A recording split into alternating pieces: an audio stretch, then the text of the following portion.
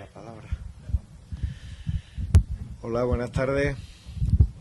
Gracias por estar aquí esta tarde, que nos incorporamos y a través del streaming también de la red Guadalinfo tenemos a una serie de gente, muchas más de las que estamos aquí.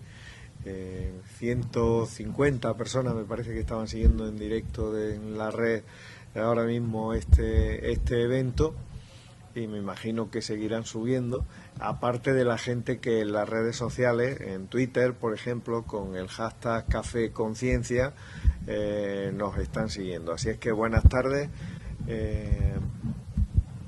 Muchas gracias a la Fundación Descubre por darnos la oportunidad también de hacer esta actividad conjunta. La verdad que hacer actividades conjuntas con una red como es la red de la Fundación Descubre y con investigadores como el que hoy está con nosotros para hablar de algo tan importante como es la astronomía.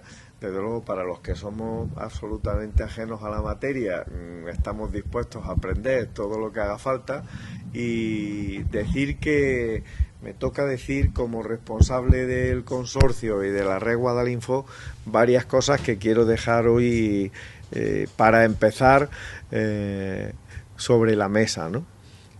Agradecerle a Teresa además la implicación que ha tenido, el cómo ha sido capaz de implicar a todo mi equipo como una actividad propia en esta de la Fundación Descubre. Y quería decir, como decía, varias cosas. La primera, para Guadalinfo, ¿por qué Guadalinfo está aquí, ¿no? Lo primero, que para nosotros compartir conocimiento es una de las actividades que hacemos diariamente, que las hacemos desde lo más sencillo a lo más complicado. Compartir conocimiento desde la base, es decir, la gente que está en los municipios pequeñitos y que a veces parece que tiene mucho que aprender y lo que tiene es más que enseñar que aprender. Esa gente que está en el municipio más recóndito de Andalucía y que seguro que no ha ido nunca a la universidad, pero que tiene mucho que aportar porque ha aprendido en una universidad mucho más importante, a mi juicio, que es la Universidad de la Vida, ¿no? Esto es lo primero que yo quería decir, ¿no? Lo segundo, que lógicamente también la gente, los investigadores que dedican su vida, su conocimiento, su pasión a intentar arrojar luz sobre muchas de las cosas que ocurren a nuestro alrededor, han contribuido enormemente a cambiar el mundo, porque su conocimiento nos ha ayudado a transformar muchas de las cosas que hoy están ocurriendo en nuestra sociedad, y que muchas de ellas, la gran mayoría, hay otras pocas que no, pero la gran mayoría han contribuido a mejorar la calidad de vida de millones y millones de personas. Y eso, yo creo que simplemente eso es suficiente como para que hoy Guadalinfo le dé la mano a la ciencia, le dé la mano simbólicamente con un café, pero lo que hagamos sea realmente compartir un conocimiento de muchos años, una experiencia también de muchos años y una carrera dilatada de un investigador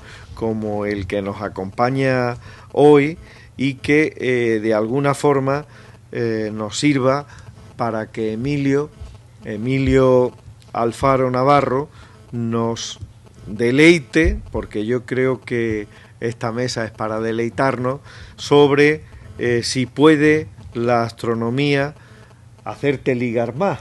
Vamos a ver si aprendemos. Vamos a ver si aprendemos de eso un poco. Si habéis venido con ese ánimo, solamente una parte de la...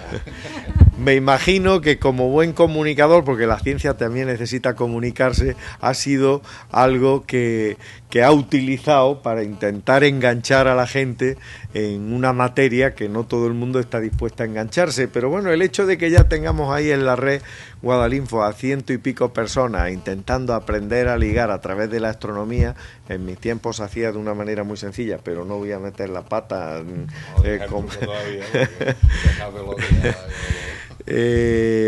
Yo creo que el compromiso nuestro, como decía, con la ciencia es en también socializar, compartir ese conocimiento de gente que como nuestro en fin, nuestro investigador invitado de hoy, Emilio, nos va a poner encima de la mesa. Igual que el que se celebra aquí, se celebran otros muchos en Andalucía, y me imagino que tendrán también pues esa expectación que ha levantado en la red la participación, ¿no?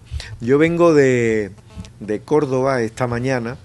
Me fui a las 7 de la mañana, a las 8 de la mañana de aquí del consorcio. He vuelto de Córdoba ahora, de estar con una quincena de alcaldes, de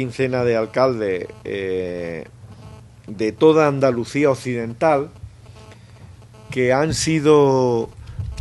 nos han puesto encima de la mesa la necesidad que tienen ellos ya como alcaldes de ver y de actuar de otra manera distinta a como han venido actuando en estos prácticamente 35 años de democracia que llevan actuando los ayuntamientos, ¿no?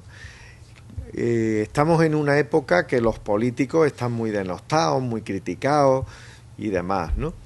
La red Guadalinfo también está brindando para que los alcaldes, y los alcaldes han sido los que han propuesto esta mañana, empiecen a hablar de que hay que cambiar la democracia, que hay que cambiar la participación, y empiecen a hablar de que hay que hacer otro modelo de relación con la ciudadanía, ¿no?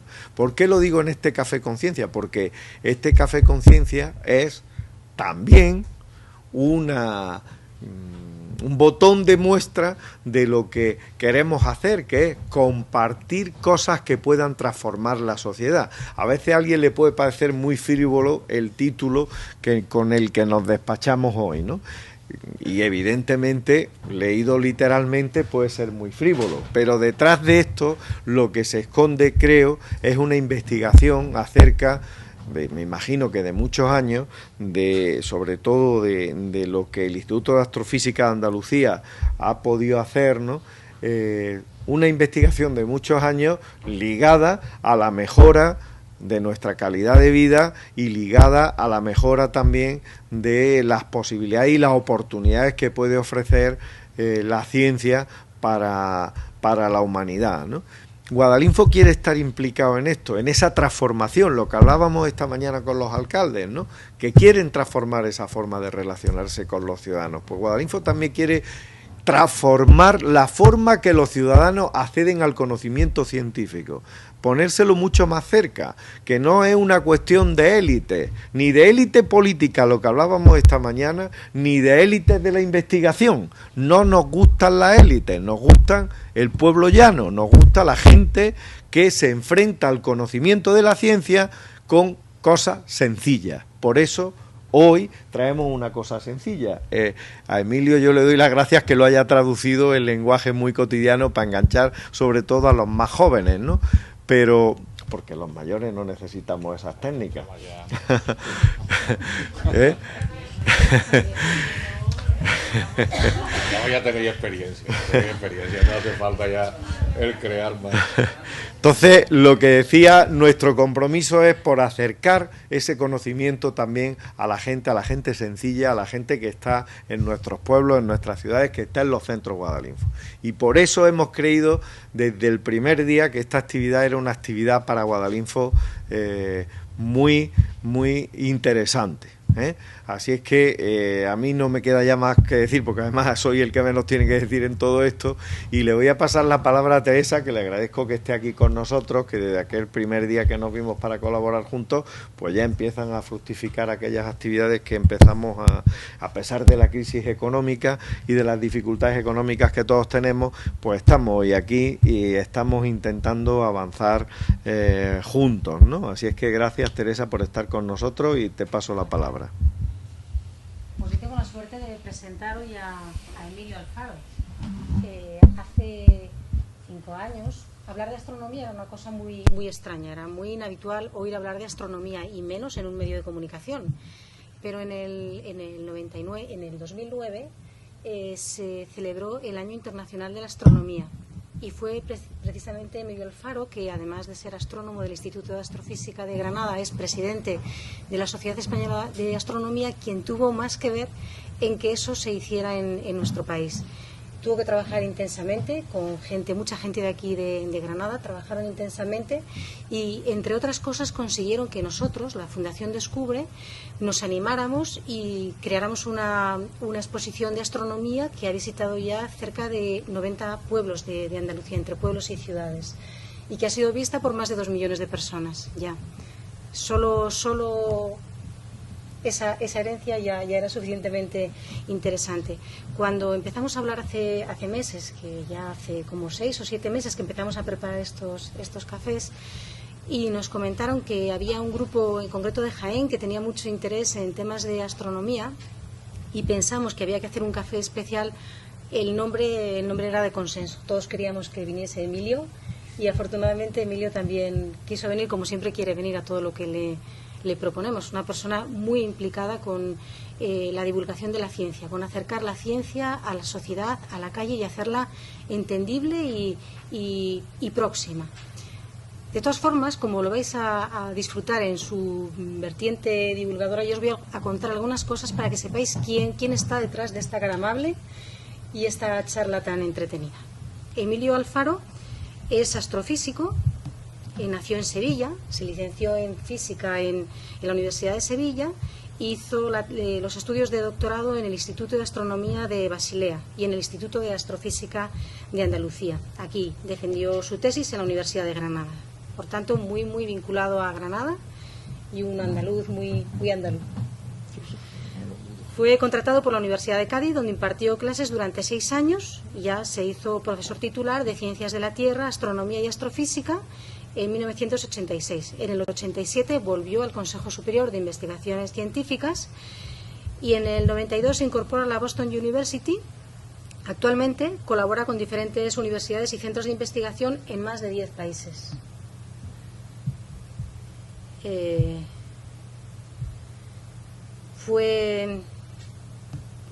Por Dios, la tecnología. Bueno, que sepáis que el sonido de hoy, me dicen por Twitter, es mucho mejor que el del otro día, ¿eh? O sea que estamos mejorando las condiciones técnicas. Enhorabuena también a los técnicos que estáis detrás del streaming, ¿vale? Bueno, decía que desde que su tesis doctoral lo puso en contacto con los problemas de la estructura de la Vía Láctea, este ha sido su principal tema de interés, trabajando en el estudio de la estructura y evolución y formación de nuestra galaxia, el sistema de cúmulos estelares y los procesos de formación estelar a gran escala. Sus principales contribuciones se han centrado en la conexión de la estructura tridimensional del disco galáctico y los procesos de formación estelar a gran escala, y de ahí a cómo se liga. Es autor de más de 100 artículos científicos y actualmente dirige el Grupo de Investigación Sistemas Estelares del Instituto de Astrofísica de Andalucía, del Consejo Superior de Investigaciones Científicas, y desde el 2009, el año clave para el acercamiento de la astronomía a la sociedad, es presidente de la Sociedad Española de Astronomía. Siempre ha estado interesado en la enseñanza y en la divulgación de la ciencia, siendo profesor de tercer ciclo de la Universidad de Granada desde el 88 y participando en numerosas iniciativas de divulgación científica. Actualmente coordina una actividad a la que ya desde ahora os invitamos en el instituto, que se celebra todos los meses. Los 9 meses que corresponden al curso. Durante el curso, efectivamente. Y son unas conferencias muy interesantes, trae gente prestigiosísima y está abierta a la sociedad. Están diciendo en Twitter que te lo acerques. ¿Ahora?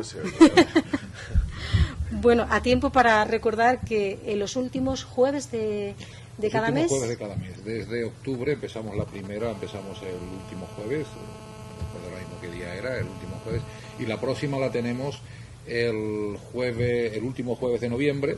Viene Paco Garzón, un gaditano que lleva trabajando en Canarias durante mucho tiempo, una persona, digamos, muy también con una gran experiencia en la profesión, y nos va a hablar de la Vía Láctea, nuestra galaxia, pero vista en una longitud de onda que nuestros ojos no ven, que es el infrarrojo.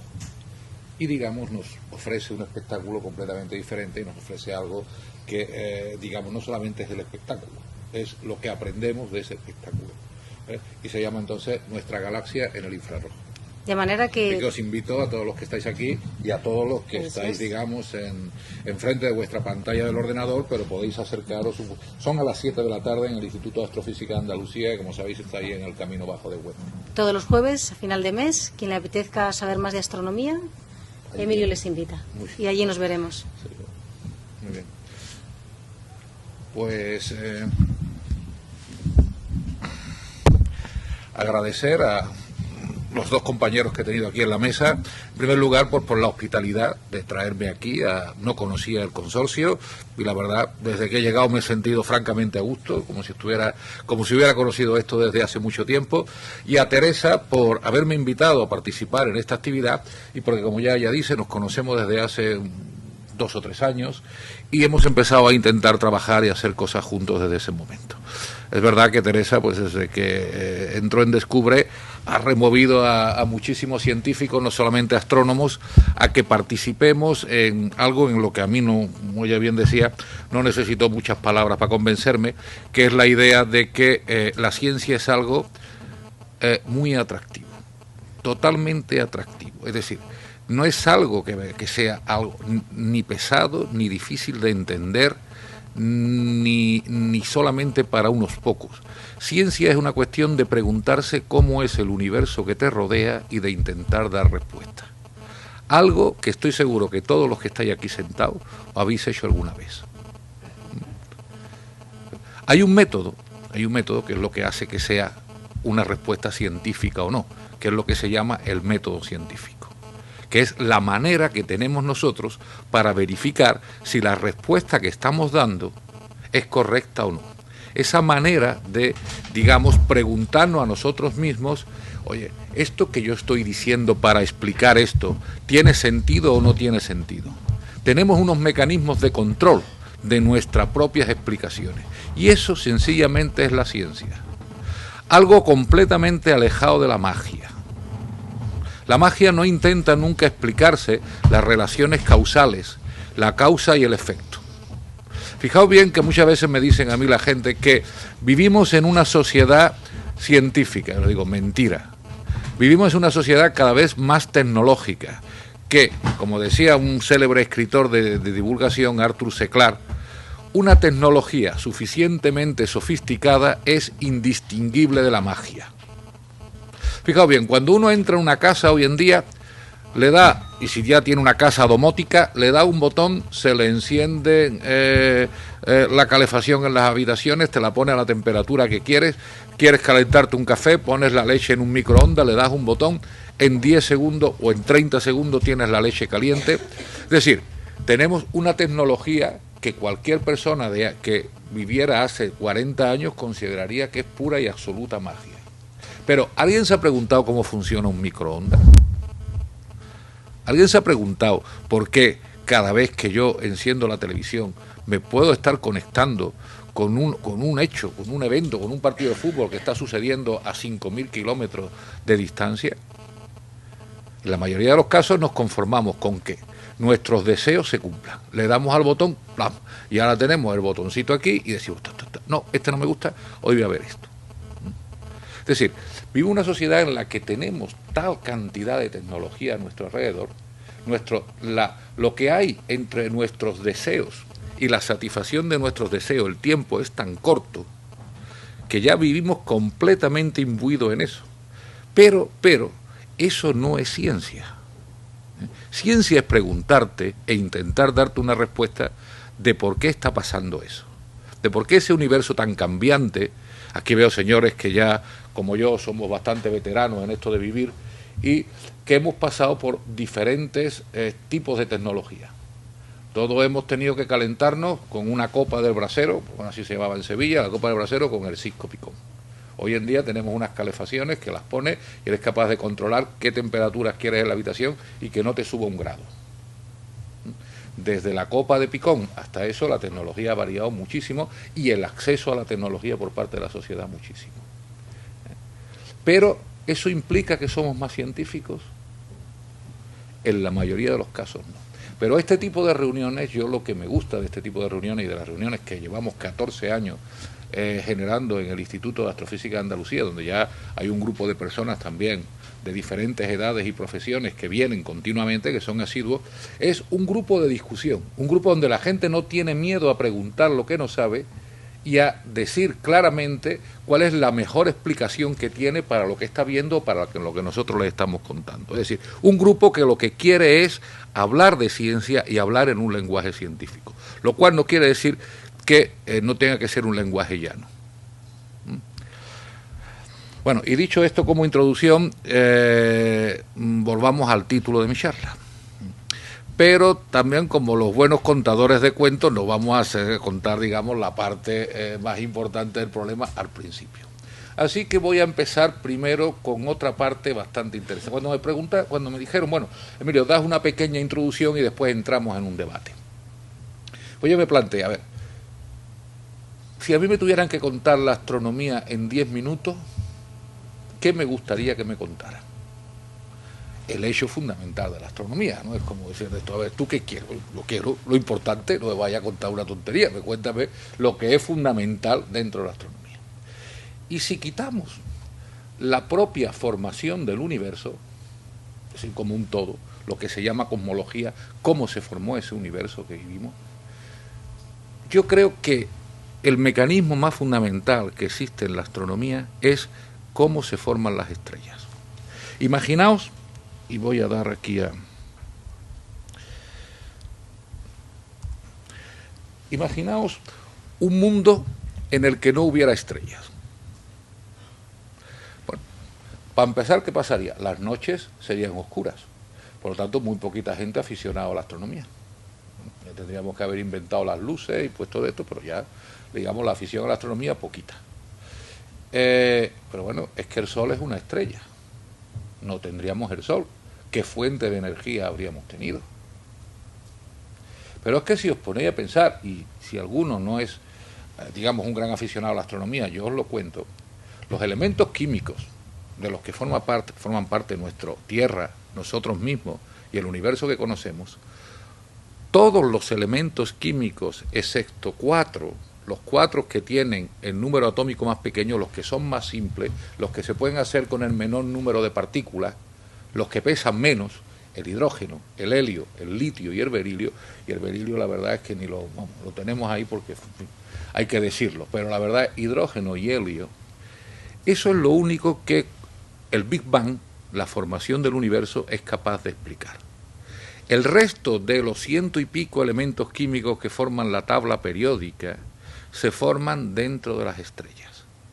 Las estrellas son los grandes alquimistas del universo, los que de verdad cogen no compuestos químicos, que eso lo hace la química, yo cojo un compuesto químico, lo mezclo con otro y creo otro, no, sino que cogen los átomos y se fusionan unos con otros para formar átomos de mayor tamaño que corresponden a nuevos elementos químicos.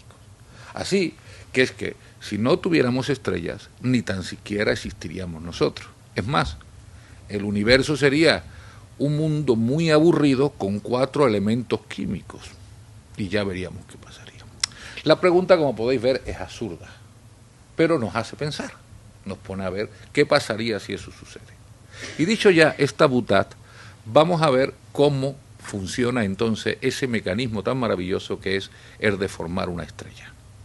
También, como decía, os digo esto por si acaso esta se apaga, tengamos una recetita que pudiéramos a lo mejor resolver el problema por un tiempo.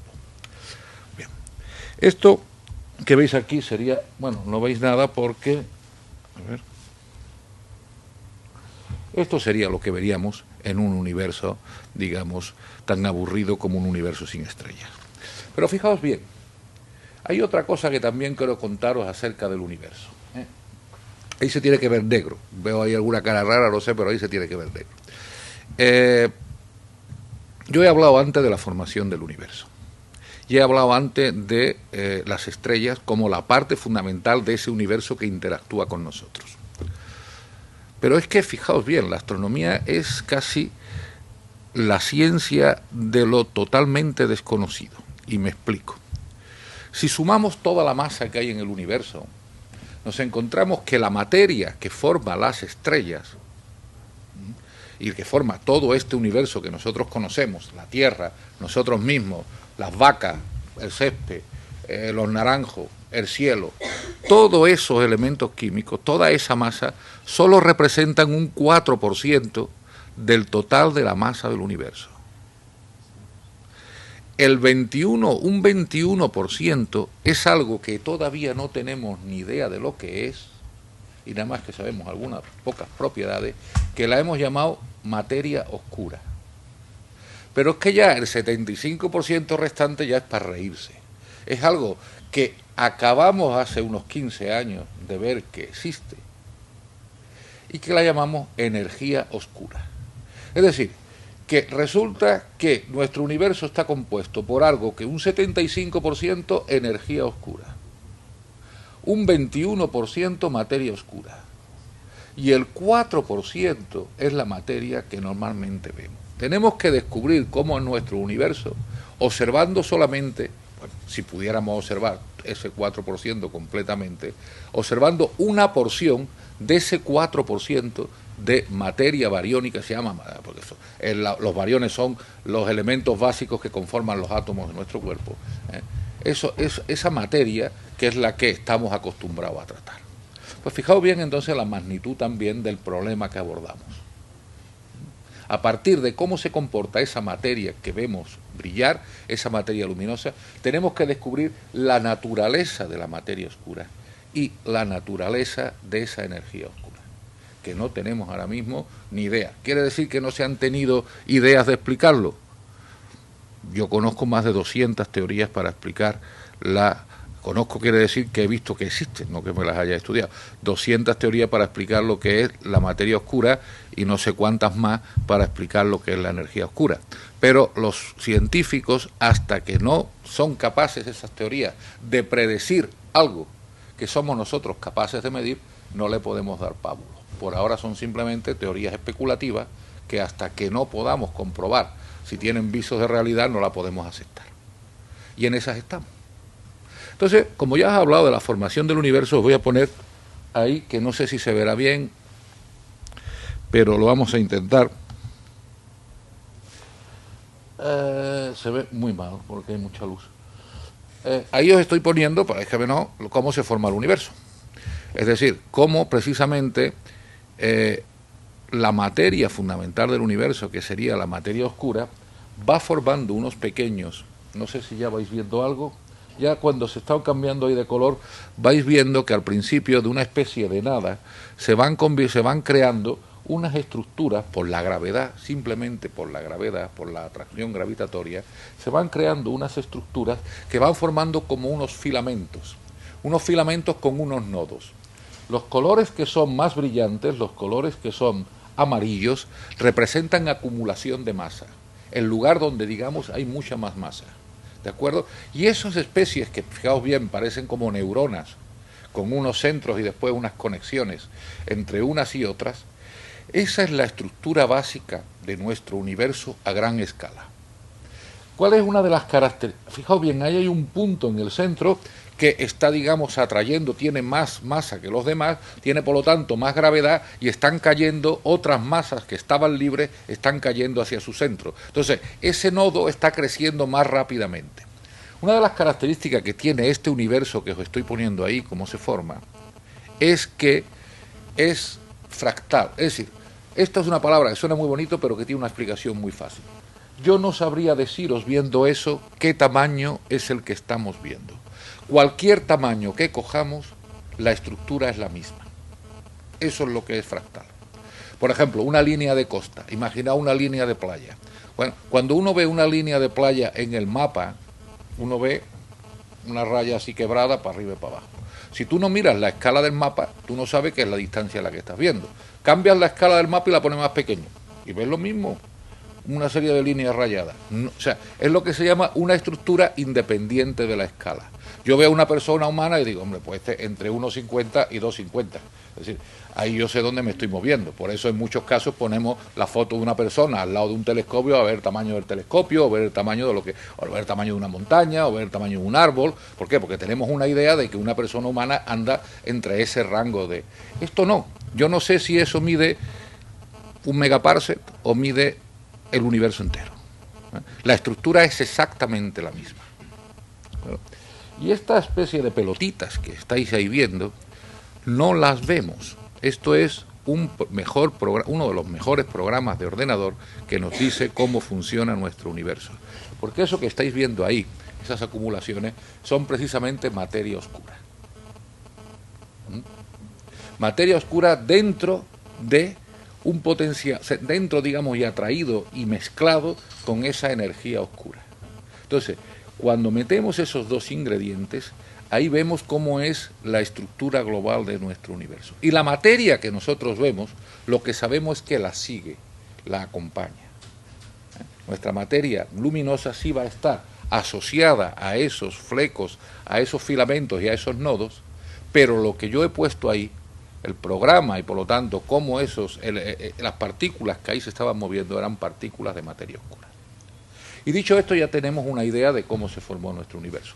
Tiene muchos más ingredientes, esto es para explicar, digamos, la estructura espacial, teníamos que explicar por qué se formó precisamente el hidrógeno y el helio, y un poquito de litio y un poquito de berilio, y por qué no llegamos a otras cosas más. Pero bueno, eso que lo hagan los cosmólogos. Yo soy astrónomo de los que, digamos, viven con un mundo muchísimo más cercano que nos rodea, ¿no?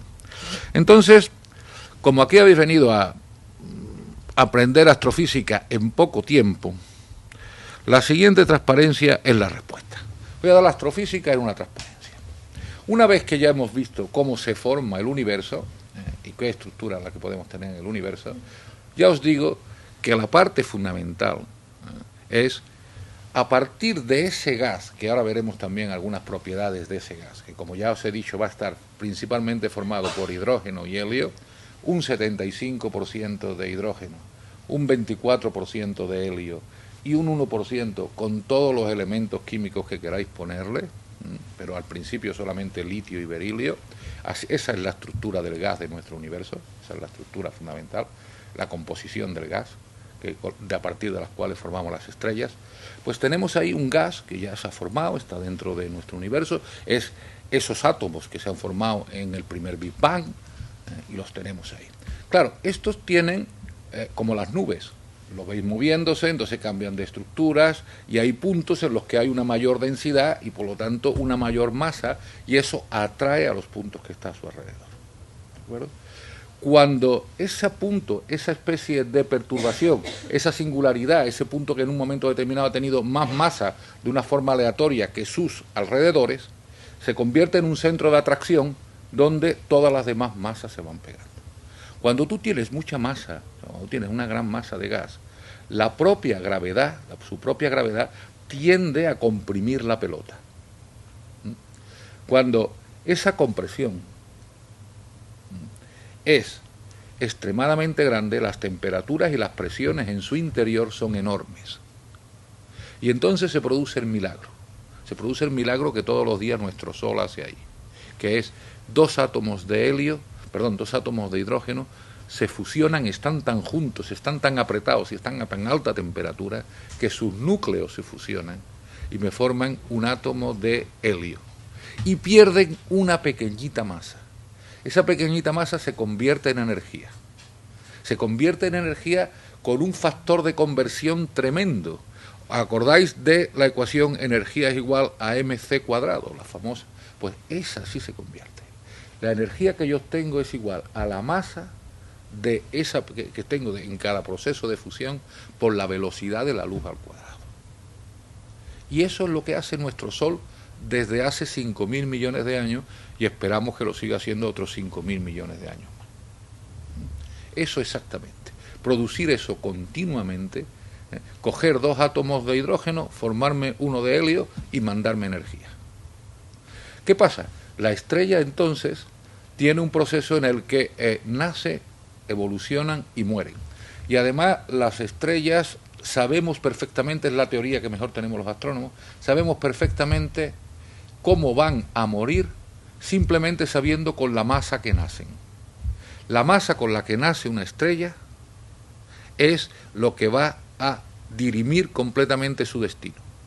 Las que tienen poca masa las viven muchísimos años.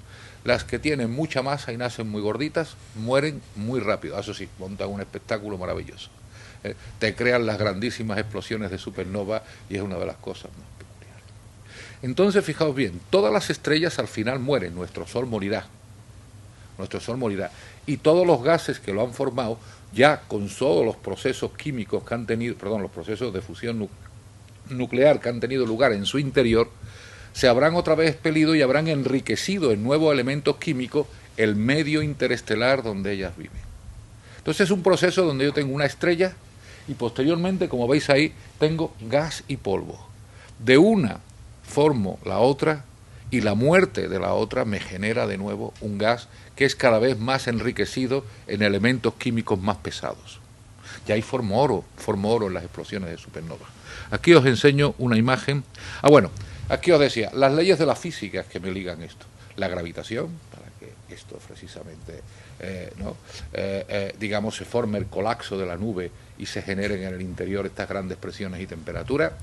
La energía nuclear, de hecho, la reacción de fisión, la física nuclear, se tuvo que, digamos, inventar para explicar la energía que procedía de las estrellas. Hasta principios del siglo XX no se supo esto.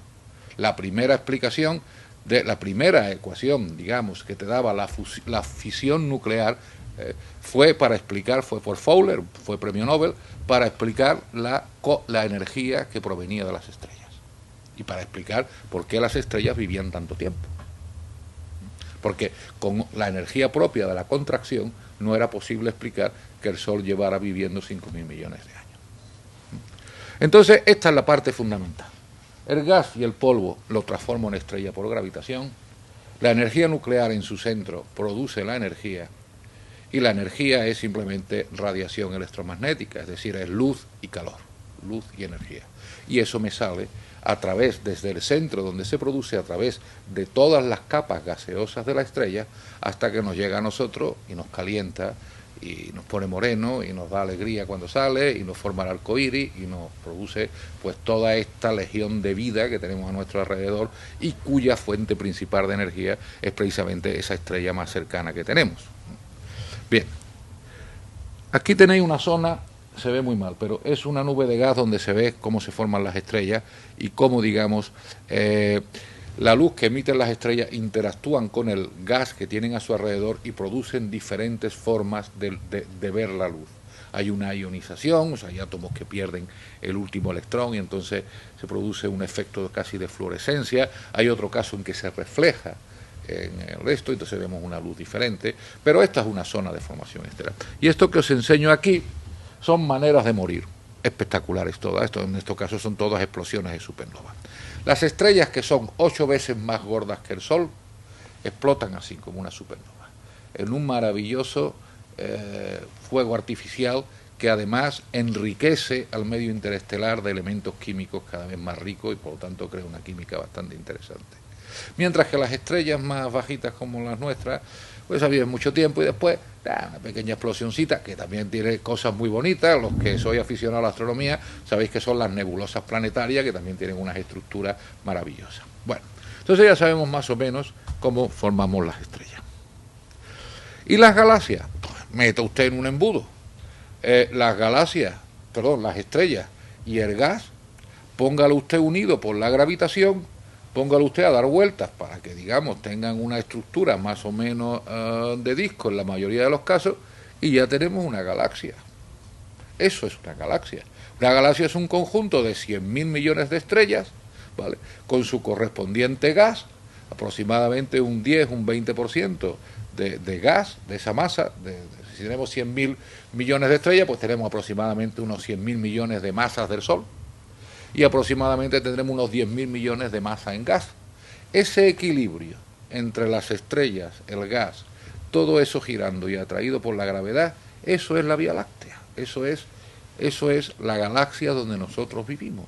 Un conjunto de estrellas y gas unidos por la gravitación, con un cierto aire, una rotación alrededor del centro, como si fuera un sistema planetario, mucho más grande, obviamente, ¿de acuerdo? Y eso es nuestra Vía Láctea. Y esas son todas el resto de las galaxias que vemos. Como veis, astronomía es fácil. La tenemos aquí en una transparencia. Eso es lo que tenemos que estudiar. Y eso es lo que sabemos. Pues detallitos que te pueden llevar una vida a enterarte. Pero lo demás, lo fundamental, lo tenemos aquí. Así que esa es. Como ya digo, esto está unido por la gravitación, campo magnético, como soy físico, tengo que decir algo un poquito más complicado, pero el campo magnético, la verdad, muy poquita gente sabe introducir el campo magnético en las ecuaciones que normalmente trabajamos. Meter la gravitación, la mecánica de fluidos y el campo magnético, lo que se llama magnetohidrodinámica, bien, lo sabemos hacer y tenemos, digamos, códigos que son capaces de fabricarnos, por decirlo así, sistemas físicos donde esa física tiene lugar. Pero si ya queremos meter relatividad, la cosa se complica. Es decir, campo magnético es algo que todo el mundo decimos, no, campo magnético es muy importante, pero yo no lo voy a tratar. O sea, lo tenemos ahí un poco para acudir a él cuando no sabemos explicar algo, pero nos cuesta todavía mucho trabajo el meterlo en las ecuaciones que de verdad explican algo. Precisamente aquí tenemos un profesor de física, que es astrónomo, es Eduardo Bataner, de la Universidad de Granada, que es quizás la persona que más sepa de campo magnético en astronomía. La persona de España seguro y del mundo uno de los que más saben de ese campo. Bien, ahora fijaos bien,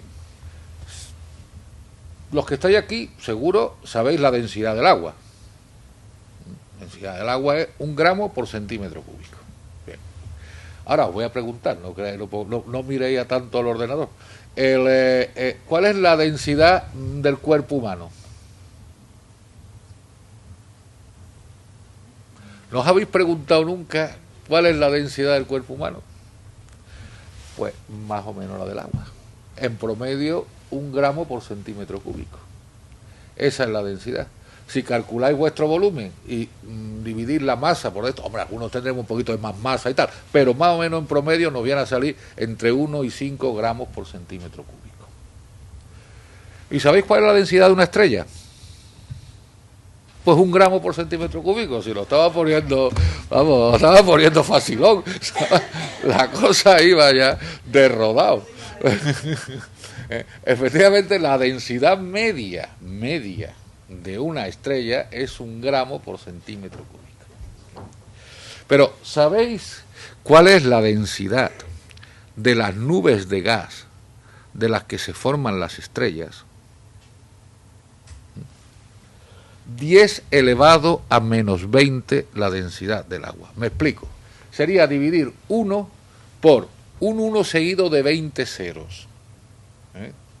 Que no sé ni cómo se llamaría eso, o sea, si son 20 quintillones, o sea, un quintillón o algo así. 1 partido por un quintillón. O sea, el vacío, la bomba de vacío más perfecta, más maravillosa que tengamos en la Tierra, no se le acerca ni de lejos a cuál es la densidad de las nubes de gas que tenemos en las nubes de gas interestelares y a partir de las cuales se forman las estrellas. Solamente es ese tamaño. Fijaos bien, entonces el proceso de formación estelar requiere que yo logre una densidad media que es 1 quintillón de veces más alta. Pero es que la densidad que tengo en el centro, en el núcleo de la estrella, donde tienen lugar las reacciones de fusión nuclear, esa ni os la cuento. O sea, la densidad ya es tan tremenda para que los átomos sean capaces de vencer la fuerza de repulsión nuclear y se junten unos con otros y me formen un nuevo elemento químico. Eso es tremendo. Bueno, pues eso está sucediendo constantemente en el universo. Estamos cogiendo esas tenues, lo más tenue que os podáis imaginar, y enrarecidas nubes de gas, de pronto las estamos comprimiendo, las dejamos vivir unos cuantos años, miles de millones de años, pero unos cuantos años, finitos, después explotan y vuelven otra vez a formarse. Un espectáculo maravilloso. O sea, y entonces, los que estudiamos la formación estelar, tenemos que estudiar cómo sucede eso y cómo además en el proceso de formación estelar, no toda la nube de gas se forma en estrella, sino que en promedio solamente se forma entre el 10 y el 30% de la masa del gas se forma en estrella. Una eficiencia, si queréis, baja de formación estelar. Y el resto, a pesar de que allí se ha montado tal cacao como para formar la fusión en su centro, el resto permanece igual. Y eso es nuestro reto. Os voy a enseñar aquí por ejemplo, esto que veis aquí, ahí se ve una serie de estrellas y en medio un manchón negro. Manchón negro no es que no se vea, eso es una nube molecular. Ese es un lugar donde nacen las estrellas. Fijaos bien que eso tiene, como ya os digo, una densidad más baja que la densidad del vacío más perfecto que podáis conseguir en la Tierra con el mejor mecanismo. Pero hay tal cantidad de materia y es tan grande, o sea, el volumen es tan enorme, que nosotros cuando lo vemos es capaz de hacernos opaco las estrellas que están detrás. Y eso nos están haciendo opaco. Solamente en infrarrojo podemos ver las estrellas. ¿Por qué? Porque la luz infrarroja tiene una longitud de onda mayor y no interactúa con estos átomos. La luz visible tiene una longitud de onda, tiene entre las ondas, que es típicamente característica de el polvo que existe ahí, de las moléculas tipos de sílica. Cuando yo digo el polvo es menos de un 1%, vamos, menos de un 1 por 1000 de la masa de esa nube. El polvo son simplemente moléculas de silicatos. El silicio ha llegado a temperaturas tan bajas, ha tenido suerte, se ha juntado con otro, se ha encontrado un átomo de calcio, venga, un silicato, formamos un silicato, ha cogido su oxígeno. Hay muy poco polvo en el universo, pero es muy importante porque juega un papel. En primer lugar, nos fastidia bastante. Donde hay polvo no vemos las estrellas que hay detrás. Pero después juega papeles muy importantes para formar nuevas estrellas. ¿Por qué? Porque permite rápidamente enfriarse al gas. Es como cuando veis un cargador de ordenador o un cargador de cualquier otro electrodoméstico. Normalmente tienen una placa metálica que hace que irradie bastante calor, ¿vale? El polvo hace ese efecto. El polvo se calienta rápidamente, pero también se enfría rápidamente, lo que hacen los metales, ¿de acuerdo? Entonces, esa capacidad calorífica tan peculiar de los metales hace también que cuando tenemos polvo es más fácil que se nos enfríe el gas. Y si se nos enfría el gas, es más fácil que formemos estrellas. O sea, que sí juega un papel importante, aparte de molestarnos la vista. Y esta es quizás una de las fotos más conocidas del Hubble, y es uno de los lugares donde se ve fácilmente que estamos formando estrellas. Esos pináculos de gas, esos pináculos son nubes de gas muy fría. Y veis ahí en la punta donde se ve una luz amarilla. Eso es una estrella que se ha formado justamente en esa zona y que estamos viendo ahora mismo su luz. Por aquí no lo vemos porque el polvo, el poco polvo que tienen esas nubes moleculares nos lo está opacando, nos lo está tapando completamente. Pero por detrás vemos la luz que está reflejada y sale reflejada en todos los sentidos. Eso es una formación de una estrella, el proceso típico de formación de una estrella.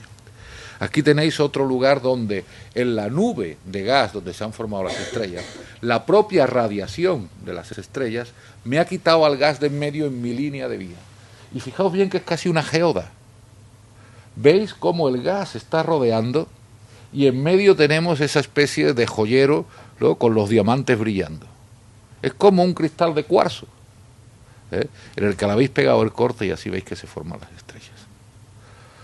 Pues esto es lo que os quiero contar de las estrellas. Así se forman las estrellas y a esto en parte es lo que se dedica el grupo que yo dirijo, a intentar conocer cómo sucede esto y por qué venía lo de ligar. Bien, pues os lo voy a decir. Es lo que se pregunta mucho en internauta, ¿dónde viene la parte de...? No, yo... A ver, que no es una receta, vamos a ver, que es una idea, a ver si ahora van a creer que esto va a ser un poco darle paso por paso, ¿no? La idea viene de que cuando Teresa se puso en contacto conmigo, hablamos de que quizás hubiera estudiantes de secundaria metidos en este tema, ¿no? Digamos, y viendo este tipo de cosas.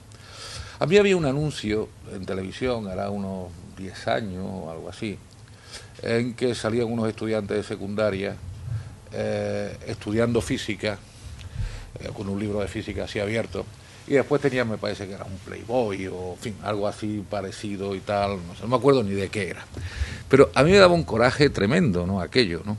Porque yo decía, es que se están engañando a nuestros hijos y están engañando a nuestros jóvenes. Es decir, el mirar lo de el Playboy, hombre, pues a todos nos ha gustado, es decir, que digamos que tampoco es una cuestión de decir, no, yo lo tiro a la basura y yo no lo miro, tal, no, mire usted. Pero estudiar física no es algo aburrido. Lo que es aburrido es no hacer nada. No hay nada más aburrido que no hacer nada. ¿eh? Y aprender a divertirte cuesta trabajo. Aprender a divertirte cuesta trabajo. Yo, por ejemplo, reconozco que tengo un hándicap enorme. A mí no me formaron en la música. Yo envidio muchísimo a mis compañeros cuando tengo amigos que son físicos y son compositores. O cogen simplemente un piano y se ponen a tocar una pieza. Este tío tiene una capacidad de divertirse que yo no tengo. O sea, este tío cuando está aburrido coge el piano y no se aburre. Yo tengo que buscarme otra cosa, sé hacer otras cosas, evidentemente. Es decir, pero el divertirse cuesta trabajo. Y el tío que de verdad se ha puesto a trabajar, se ha puesto a aprender física, se ha puesto a aprender literatura, se ha puesto a aprender inglés, se ha puesto a aprender lo que quiera, piano, no es el más tonto, ni muchísimo menos. Es el que más liga, porque estoy convencido que será el tío más atractivo y más divertido de su casa y de su clase, ¿no? El tío que en el momento en el que la gente se les abra un poquito la mente, como cuando aquí se abre, cuando nacen las estrellas, dirá, vamos a ver, ¿yo con qué tío me voy a pasar una tarde de domingo? ¿Con este que me va a invitar a ver la tele? Pues no.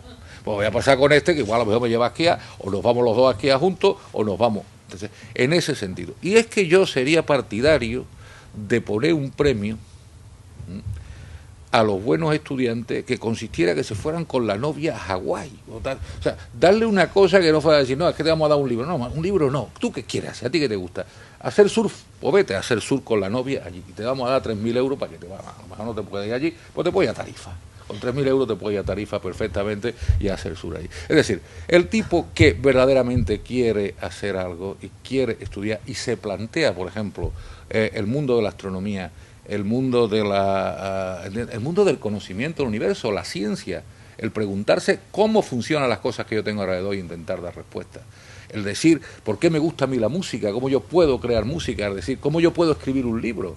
Es decir, que te cuente una historia, cómo yo cuento una historia y soy capaz de ponerla en un papel. Y esa historia es capaz de atraer a alguien y de hacerla que se lea y que el tío cuando la lea se haya divertido, se haya emocionado. Eso es ligar. Eso es conectar con el resto del universo. Y eso es lo que os quería decir. Con la astronomía también se liga. Con otras cosas también, evidentemente. No es que yo me vaya a rogar ahora aquí, pero efectivamente creo que también se liga. Y yo creo que ya podemos pasar a las preguntas, si queréis. Sobre todo se liga y con la relación de los elementos químicos del principio podemos decir que somos polvo de estrellas, ¿no? Totalmente. ¿Empezamos con alguna pregunta en la sala?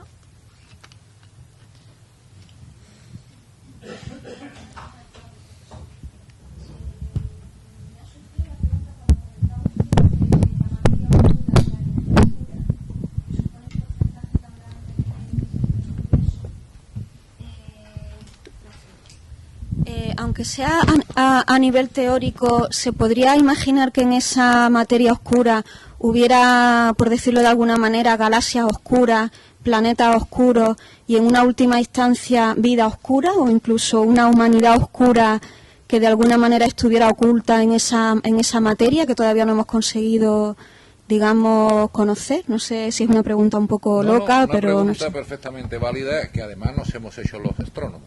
Es decir, no hemos llegado a pensar que de las partículas que formaran la materia oscura, digamos, pudieran formarse objetos como los que tenemos aquí. O sea, no pensamos que existan elementos químicos, por decirlo así, de materia oscura. Pero sí hemos llegado a pensar que podían ser alguna materia como la nuestra, que por alguna razón estuvieran, digamos, opacadas, y también hemos llegado a pensar que pudieran ser los famosos neutrinos que ahora se han puesto también tan famosos porque parecía que se habían encontrado unos neutrinos que iban a mayor velocidad de la luz. Los neutrinos son unas partículas que en teoría no tienen masa en reposo, es como la luz, como el fotón. O sea, solamente están en movimiento, pero por eso no interaccionan absolutamente con nada. Son una serie de objetos que no interaccionan con nada. Entonces, como no interaccionan con nada, no lo vemos. Algo que no interacciona con nosotros como un fantasma. Nos pasa, Por lo tanto no lo vemos. Es decir, nuestros ojos no es más que una interacción con el objeto que estamos, con digamos la luz que rebota en esos objetos y nos viene a nosotros, ¿no? Entonces, pensamos que eran los neutrinos y se han hecho experimentos, pero los neutrinos no son capaces de explicar la existencia de esa materia oscura. La propiedad fundamental de esa materia oscura, ya que me da la oportunidad de contarlo, es que tiene masa gravitatoria. Es decir, nosotros descubrimos que existía la materia oscura porque vimos que cuando las galaxias dan vuelta, uno sabe que la velocidad a la que una estrella da vuelta alrededor de una galaxia depende de la masa que hay entre el círculo alrededor de que da vuelta. Es decir, esa velocidad viene eso es casi de física de primero de carrera o de COU, ¿no? Uno sabe que la velocidad a la que da vuelta depende de la masa que hay dentro. Entonces lo vimos dar vuelta a una gran velocidad y medimos la luz que había dentro y con esta luz transformamos la luz en masa, porque ahora decimos, con esta masa esto se hubiera ido a tomar viento, se hubiera salido el tío vivo. Aquí tiene que haber más masa, pero una masa que no vemos. Esto lo encontramos en un montón de galaxias y lo encontramos después en grupos de galaxias. Grupos de galaxias que es como un enjambre de galaxias, ¿no? Están cada uno girando alrededor de otro. Si medimos la velocidad de esas galaxias, nos damos cuenta que ya se hubieran desunido. Para que no se hayan desunido tiene que haber ahí más materia que no estamos viendo. Ese fue el descubrimiento de la materia oscura. Entonces, para intentar explicar eso, una de las teorías pueden ser los neutrinos. Pero es una teoría que ya hemos descartado. Ahora existen otras partículas que las personas que hacen física de partículas, física teórica y tal, han propuesto, pero ya digo, hay muchas teorías, pero no tenemos por ahora ninguna confirmación de que las teorías propuestas haya ninguna aseveración de las mismas. Perdón.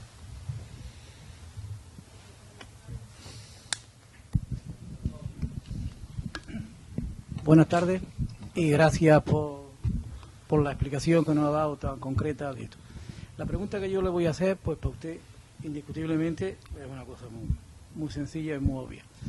Esta mañana, Carlos Herrera ha dicho que va a pasar entre la Luna y la Tierra un meteorito de aproximadamente como un portaaviones a una velocidad varios millones de kilómetros por segundo. Y yo pregunto una cosa. La Luna sabemos que tiene una relación con las mareas, sobre todo con las mareas del mar y eso.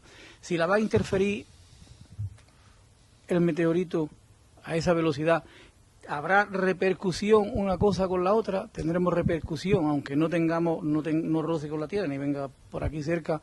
¿Podrá tener repercusión en nuestro sistema, en nuestro modo de rotatorio? ¿Nos podrá cambiar? ¿Podrá hacernos algo que no sea eso? Si un meteorito de un gran tamaño pasa cerca de nosotros sin impactar, depende de la masa que tenga, va a poder interaccionar con nosotros y puede generar perturbaciones. En concreto, este meteorito, yo llevo 2 días liado con un tema que la verdad no he estado en absoluto, he estado fuera de juego un poco de las noticias, ¿no? Salvo el debate de ayer, no he visto casi absolutamente nada. Entonces no le podría decir qué tamaño y qué trayectoria es la que tiene ese meteorito, ese cuerpo menor, pero lo que le digo es que esto pasa casi continuamente. Hay incluso un grupo de trabajo que se llama la Guardia Espacial, que lo que hace precisamente es cuando estudia los cuerpos menores, o sea, nuestro sistema solar no son solamente los planetas y los satélites que tenemos montones y montones de pedruscos, unos entre las órbitas de Marte y Júpiter, un montón de pedruscos que van todos dando vuelta como en un tío vivo, pero algunas veces 2 pedruscos se acercan mucho y pueden variar su trayectoria y entonces nos vienen para nosotros, ¿de acuerdo? Entonces, dependiendo del tamaño y dependiendo de la órbita que va a seguir, pueden ser potencialmente peligrosos. Entonces, a esos que se ven que van a tener una trayectoria, los vamos siguiendo y vamos viendo a ver por dónde van. Por ahora, gracias a Dios, ninguno de los meteoritos que se han acercado hacia la Tierra, pues nos han afectado. Pero evidentemente sí pudieran hacerlo, claro que sí, claro que sí. Un meteorito suficientemente masivo que pase, por ejemplo, muy cerca de la Luna, puede alterar la órbita de la Luna. En este en concreto no le puedo dar una respuesta mucho más exacta, porque ya le digo que desconozco ahora mismo ni la masa que se le ha estimado al meteorito, ni el tipo de trayectoria que tiene, ¿no? Pero estoy convencido de que, en fin, los colegas que se dedican a este tema ya lo han calculado, y si no tenemos más noticias alarmantes no va a pasar nada verdaderamente grave. Gracias. Una pregunta. Hace rato aquí preguntaba a la señora sobre la energía en la oscuridad, sobre la masa de la oscuridad. ¿Esta masa de la oscuridad tiene que ver algo con los agujeros negros o es otra cosa? Es otra cosa, es otra cosa. Es decir, el agujero negro sí sabemos lo que es. De hecho, otra de las hipótesis que hubo era si la materia oscura, fíjate bien, yo he respondido más bien a la materia oscura, La energía oscura, ya digo, eso es otra historia que requerirá un cuento aparte. Pero volviendo a la materia oscura, una de las hipótesis que se hizo es que la materia oscura podía estar formada por agujeros negros minúsculos. Agujeros negros puede haber de cualquier tamaño. Un agujero negro es una cosa, desde el principio del siglo XX, con la teoría de la relatividad de Einstein, sabemos que la masa atrae a la luz. ¿De acuerdo? Es decir, si nosotros tenemos una masa muy grande aquí, ¿vale? Pues la luz, al pasar cerca de la masa, como el cuerpo, como el meteorito, también cambia su trayectoria. ¿De acuerdo? Entonces, el fotón que viene por aquí en su línea recta, pues, a la velocidad de la luz, se encuentra aquí un cuerpo masivo y cambia. Esto fue un experimento que se hizo con un eclipse de sol en 1905 por Eddington, que demostró palpablemente que la teoría de la relatividad de Einstein era correcta. Einstein había predicho: si hay un eclipse, la luz de una estrella, de esta estrella y tal, se verá, digamos, doblada de esta manera, ¿no? Cambiada su trayectoria, y con un ángulo de tanto se midió, y efectivamente eso fue así, ¿no? Entonces, esto, digamos, es algo que ya sabemos, ¿de acuerdo? Bien. Entonces resulta que si uno tiene una masa extremadamente grande en un espacio muy pequeño, tiene un campo gravitatorio tremendo. La fuerza de la gravedad en las cercanías de ese cuerpo es tremenda.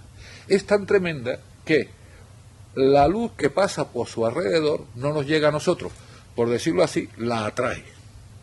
Entonces, un cuerpo negro es algo que ni siquiera puede emitir luz, porque es capaz tiene tanta fuerza gravitatoria como para echar al fotón para atrás y comérselo otra vez. Eso es lo que es un agujero negro. Esa es una explicación de un agujero negro. Ahora fijaos bien, imaginaos que ahora cambiamos el chip, y en vez de decir que la masa lo que hace es tener un campo gravitatorio, y que por lo tanto lo atrae con una fuerza directamente proporcional al producto de las masas, inversamente proporcional a la distancia al cuadrado, vamos a considerar que el universo, el espacio-tiempo, nada más que tiene dos coordenadas, una coordenada de espacio y una coordenada de tiempo. Lo que tenemos es una sábana, ese sería nuestro universo, una sábana, ¿vale? Bien, si tenemos una sábana, y ahora imaginaos que esa sábana es elástica, cierto grado de elasticidad, está cogida por todos los sitios, está plana, pero ahora yo tiro una bolita de hierro. Esa bolita me crea una pequeña hondonada. Pues podemos entender que la fuerza de la gravedad, que una masa lo que hace, en vez de atraerme a un cuerpo, es modificar la estructura del espacio, de tal manera que si yo ahora pongo otra bolita más chica por aquí, esa bolita va a ser atraída para allá, ¿vale?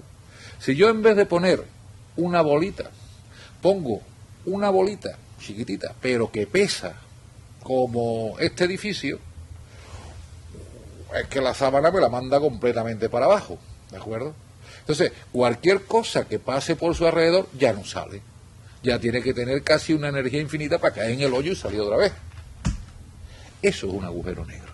En realidad un agujero negro lo podemos entender como una masa con una densidad extrema, en un punto que tiene una fuerza de la gravedad enorme, o como una masa que me genera un agujero en el espacio-tiempo, y que por lo tanto todo lo que pasa a su alrededor cae y no puede subir.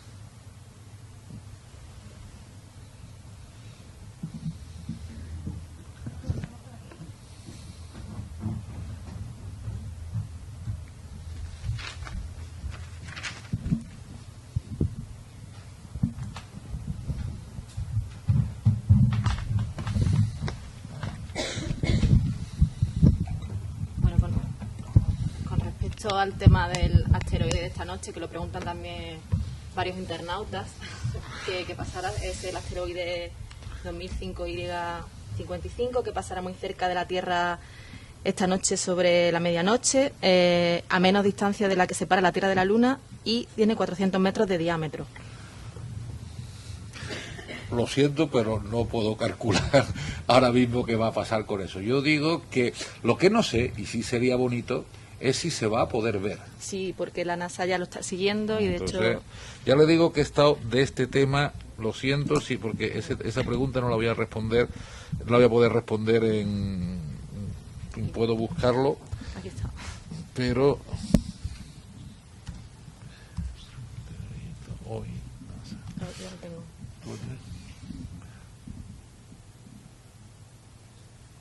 Y está a una distancia menor que la de la Tierra, va a pasar en su... De la Tierra a la Luna, menor que de la Tierra a la Luna. De la Tierra a la Luna. Ya digo, bueno, pues si podemos verlo va a ser un espectáculo muy bonito. 324.000 kilómetros. 124. 324.000 kilómetros. Pues puede ser un espectáculo precioso. Esperemos que... No, igual sí, no sé, con 400 metros yo creo que sí se puede. No sé ya qué tipo de telescopio tendríamos que tener, pero a lo mejor puede ser. Otras preguntas que plantean nuestros internautas es si se crean estrellas cada día y cómo podemos descubrirlos. O sea, si podemos ser un poco cazaestrellas o cómo descubrimos el nacimiento de nuevas lucecitas en nuestra cúpula celeste. Bueno, esto también quería deciros desde que la densidad de estrellas en nuestro universo local es bajísima. Pensar que la estrella, digamos, más cercana al Sol está a 3,26 años luz, aproximadamente a un parsec, ¿no? A 3 años luz. Es decir, la luz tarda 3 años en llegar a esa estrella a la velocidad de 300.000 kilómetros por segundo.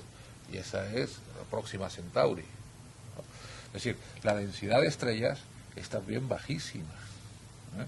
Entonces, es difícil encontrar que, digamos, que estrellas estén saliendo cerca de nosotros. Hay una zona preciosa en el cinturón de Orión, donde está la nebulosa de Orión, que es un lugar de formación de estrellas. Y sí se ven las estrellas formarse. Hoy en día tenemos capacidad de ver las estrellas formarse si las miramos en infrarrojo. Como ya digo, fijaos bien lo que os ponía antes, el ejemplo de la geoda. Normalmente las estrellas se están formando dentro de una nube molecular que tiene ese polvo que no nos deja ver lo que pasa dentro. ¿De acuerdo? Entonces, en el momento en que se van contrayendo, esa contracción por la gravedad genera también energía. O sea, es una energía, la contracción gravitatoria se transforma en energía gravitatoria en calor, que sale también en forma de radiación electromagnética.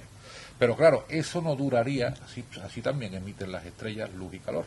Pero solamente hasta que tenemos las reacciones de fusión en su centro no tenemos la radiación electromagnética, y esa radiación electromagnética y otras cosas que denominamos vientos solares, vientos estelares, son los que eliminan el gas que ha sobrado de la formación y nos permiten ver a las estrellas. O sea que las estrellas recién nacidas solamente las podemos ver en infrarrojo, pero sí tenemos hoy en día una gran cantidad de telescopios mirando en las regiones donde se forman las estrellas, pero recordar que una estrella, desde que empieza a contraerse hasta que llega a emitir radiación, pasan entre 100.000 y 1 millón de años.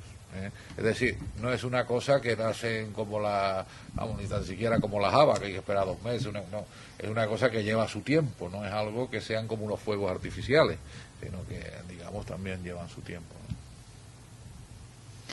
Luego otra de las preguntas, que es la típica teoría de si el universo se contrae o se expande, si hay un universo finito o infinito, bueno, esos adjetivos tan expande, contrae.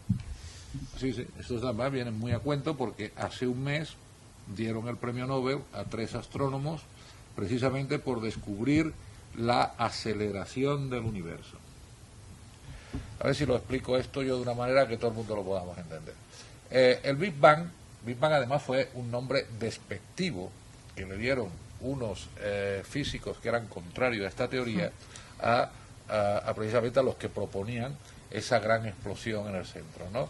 El universo se formó de una singularidad.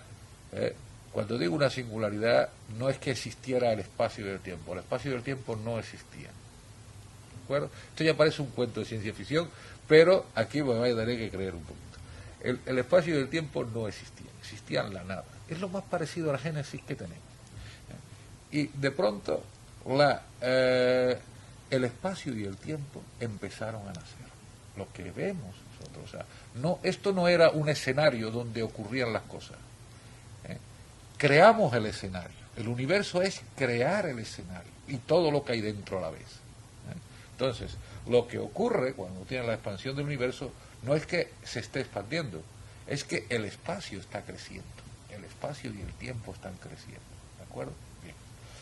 Esto era como cuando tú pegabas un explotillo, decías, bueno, pues primero tengo una fuerza inicial, pero después la fuerza de la gravedad, de la materia que está dentro, mi materia, mi energía oscura, mi materia oscura, todo lo que es capaz de tener fuerza de gravitación, me lo va a meter para adentro. ¿De acuerdo? O sea, es como cuando tú tiras una piedra hacia arriba y sabes que por muy lejos que llegue va a bajar para el suelo, porque vas a tener esta fuerza para allá. ¿De acuerdo? Solamente tendrías un caso, bueno, pues eso ya sería un ejemplo, digamos, si lo tiras con una fuerza normal, siempre sabes que va a caer. ¿De acuerdo? Eso sería un poco lo que pensábamos. Bien. Entonces, estábamos la idea de si la masa que tenemos dentro es pequeñita, el universo se seguirá expandiendo, pero claro, se irá frenando un poquito, pero puede ser que siga expandiéndose siempre, porque no seamos capaces de frenarlo del todo. ¿Vale? O el universo se va a contraer de nuevo, va a haber el Big Crunch. Es decir, tenemos tanta masa adentro que ahora mismo esto está allí, pero de pronto va a caer otra vez todo esto para adentro. Pero que cuando podemos medir esto, hará unos 15 años, nos encontramos con que el universo se está acelerando. Es como si tú tiraras una piedra para arriba y de pronto vieras que la piedra se va todavía más para arriba, a una velocidad más grande. Y dices, ¿esto cómo es? Esto no lo entiendo. Y como no lo entendíamos, le pusimos energía oscura, porque no sabíamos lo que era, pero sabíamos que teníamos que meter un término ahí que precisamente tenía, por decirlo así, una presión negativa, ¿vale? Que en vez de atraerme, me empujaba otra vez más para arriba. Entonces, ahora mismo la idea que tenemos del universo es que el universo está en aceleración. Por lo tanto, el universo se está expandiendo con una aceleración. Por lo tanto, podemos pensar que podría llegar a ser infinito. Luego también pregunta mucho sobre ese fenómeno que podemos ver todos en agosto y que se llama las Perseidas. La gente pregunta qué son las estrellas fugaces y cómo y por qué se produce la lluvia de estrellas. Y yo ya le pregunto por qué, que explique también por qué se le llama Perseidas, que es una historia muy bonita relacionada con la mitología.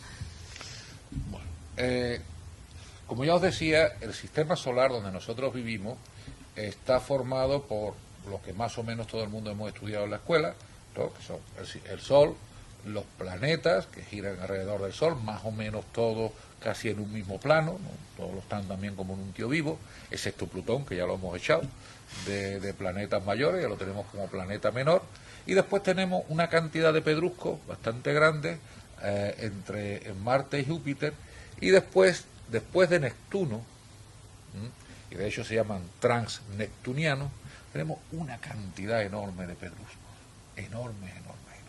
Y una de ellas se llama, una de estas nubes de pedruscos que se encontraron, se llama la nube de Oort, en honor al astrónomo holandés que la descubrió. Bueno, pues precisamente de esa nube de pedruscos gordos que tenemos ahí, y que se supone que fueron pedruscos que primigenios, es decir, cuando se formó el sistema solar, fueron de los primeros fósiles que quedaron de cuando se formó el sistema solar. Digo fósiles en el sentido de los objetos más antiguos, y que por lo tanto guardan un poco memoria de cuál era el material del cual se formó nuestros planetas y el resto de nuestros sistemas solares, que principalmente es nieve amoníaco helado, monóxido de carbono, nieve carbónica, y tiene bastante polvo. Cuando digo polvo, ya te digo, son silicatos y cosas de este tipo. Bueno, pues cuando hay una perturbación en la órbita de esos objetos, ¿vale?, caen hacia el centro. Caen hacia el centro formando una normalmente es una trayectoria elíptica, pero muy elongada, una elipticidad muy grande, y algunas veces es parabólica, es decir, pasan nada más que una vez alrededor del Sol y ya se pierden en el universo. Como si, depende de donde tenga el foco. Bien, esos son los cometas. Los cometas que observamos, esos son esas pedruscos que tenemos de hielo y de piedra y de roca que tenemos en la nube de Oort, que de pronto se perturba su órbita, se vienen para donde está, para el Sol, que es la masa más central de este sistema solar, casi, no, voy a dar un número, pero me estoy arriesgando, el 90% de la masa del sistema solar está en el Sol. Y todo, o sea, es precisamente entonces, normalmente viene hacia aquí, da una vuelta alrededor del Sol, pasa, lo vemos, es precioso, bien, pero eso cada vez que va pasando va dejando unos escombros. El propio viento del Sol va dejando unos escombros. Bien, cuando esa órbita, por ejemplo, es una órbita cerrada, como por ejemplo la del Halley, que pasa cada 75 años y medio, cada 76 años, se va creando una órbita que está llena de escombros, ¿vale? Si esa órbita es perpendicular al plano terrestre, vemos aquí, y digamos la órbita está formando un ángulo de 90 grados con la órbita nuestra, cada año pasamos por donde están los escombros. Y esos escombros entrando en la atmósfera terrestre, y por lo tanto calentándose y destruyéndose, porque si no nos caerían en la cabeza, y sería una noche bastante peligrosa en vez de bonita como es, pues efectivamente llegarían hasta nosotros, ¿no? Entonces, ¿por qué se llaman digamos, bueno, sabéis que las constelaciones del hemisferio norte es la mitología griega contada en el cielo, ¿no? Entonces hay una constelación que es Perseo, y normalmente cuando atravesamos este lugar en verano, normalmente está orientada, o sea, el foco donde están cayendo las partículas sobre la Tierra está en la dirección de Perseo, porque siempre, fijaos bien, es una vez al año. Entonces la posición del cielo es la misma, siempre vemos la posición de las estrellas en el cielo, para nosotros es la misma, por lo tanto siempre la vemos venir del mismo foco. Y esa es precisamente por la que conocemos las Perseidas. Pero tenemos otras, las Leónidas, en fin, le damos el nombre de la constelación donde parecen salir esas pedruscas que después se convierten en una maravillosa estela cuando precisamente se destruyen al entrar en la atmósfera terrestre. Otras preguntas van relacionadas con el Sol. Si antes ha explicado muy bien que las estrellas tienen fecha de caducidad, que depende también de su masa inicial. Si el Sol es una estrella, los internautas preguntan que si sabemos cuándo morirá. ¿Sabemos la fecha de defunción de nuestro Sol? Sí, lo sabemos. Pero no nos cogerá aquí. Aproximadamente le quedan otros 5.000 millones de años para que el Sol muera. No obstante, a nosotros nos quedan unos poquitos menos. A nosotros, bueno, digo a nosotros, incluso digo a la Tierra y a la especie humana, ¿no? Porque no sabría ahora mismo decirlo, pero quizás como dentro de unos 3.000 millones de años o algo así. No, a nosotros yo creo que no nos coge, no, el Sol pasa por una etapa en la que se llama gigante roja.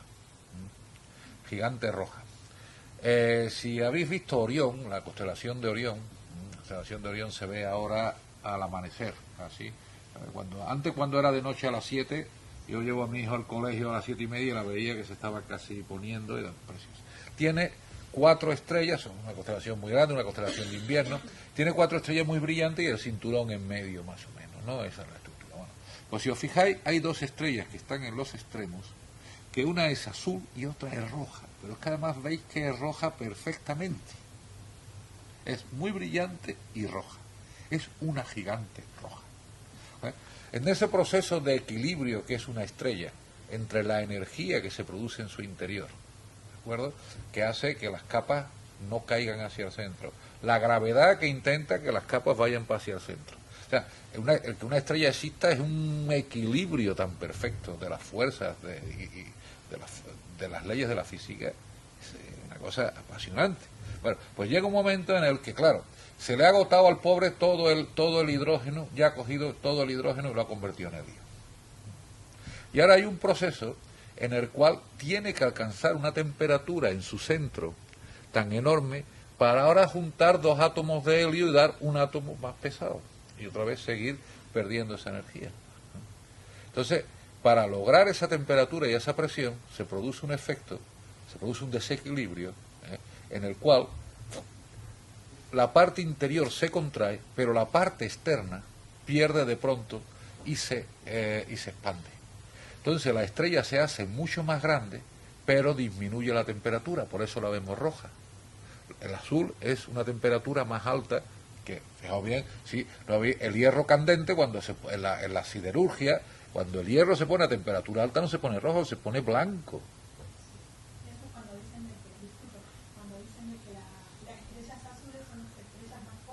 Y más brillantes, tiene la temperatura más alta, En cambio las rojas se han puesto así, mucho más gordotas, pero ya tienen una temperatura en su superficie, que es lo que vemos, mucho más baja. Entonces, por lo que tenemos precisamente eso. Y es cuando la atmósfera del Sol se convierta en una gigante roja, el Sol llegará hasta donde estamos nosotros. Y por lo tanto nosotros nos convertiremos en parte del Sol.